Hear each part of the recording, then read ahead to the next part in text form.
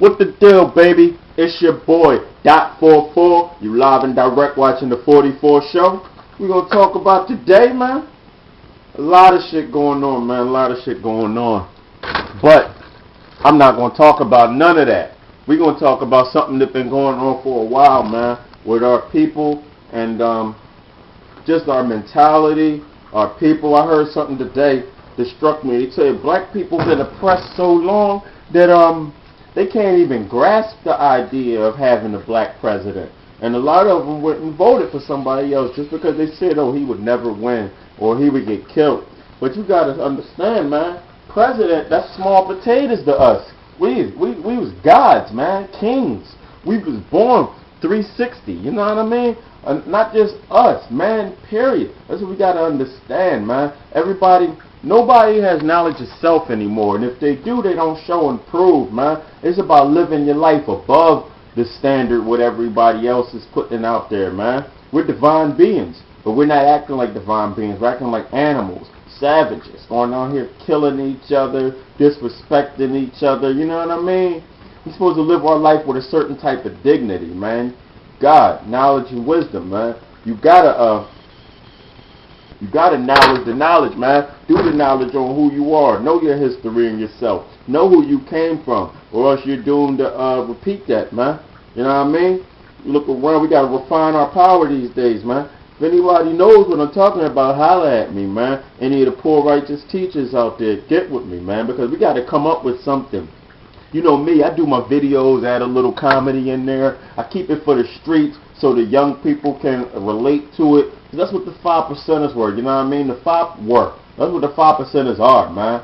The poor righteous teachers, and you don't just lecture the people, man. You got to keep them interested. But even if you're just lecturing, we need somebody to get the point into these kids' heads, man. My generation, we had stuff like the 5%ers and the Nation of Islam and even the Sunni Muslims and the Ansar Muslims. Not saying Islam is the only way, but people have ways to divert their mind towards positivity instead of this idiocracy that we got going on now in the streets, man.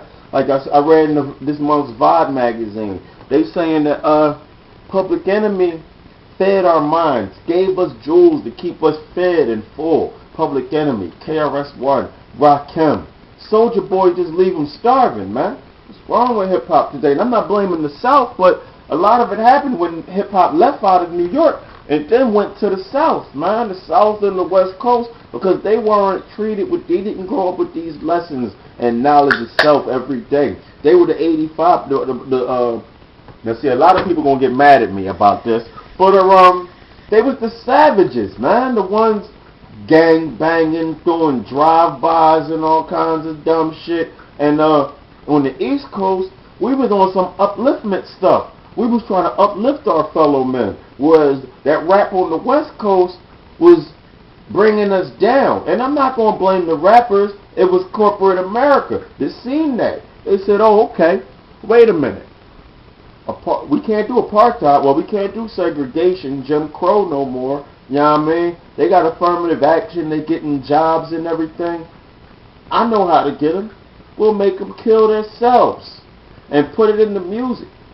Yeah, so the first guys came out with it. I believe the first gangster rap record was Schoolie D, probably, which was a Philly guy.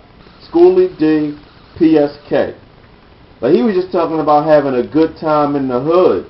PSK wasn't. NWA took it to the next level, where now they talking about doing drive-bys. Shoot a motherfucker in a minute.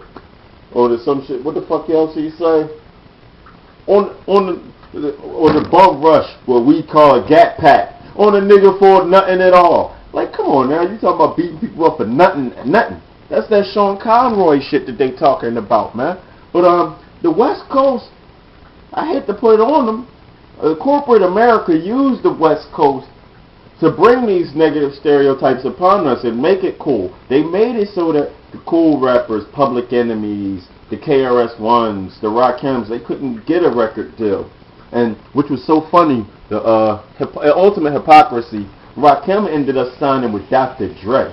Now, if that ain't good, and they never even put him out there. I believe that was part of it too. Jimmy Iovine or whatever, the guy that runs Interscope Records, they signed signed Rakim, put him on the shelf because they didn't want Rakim's message out there, man. To tell the young people to be more knowledgeable in themselves, stop running around here acting like fucking assholes.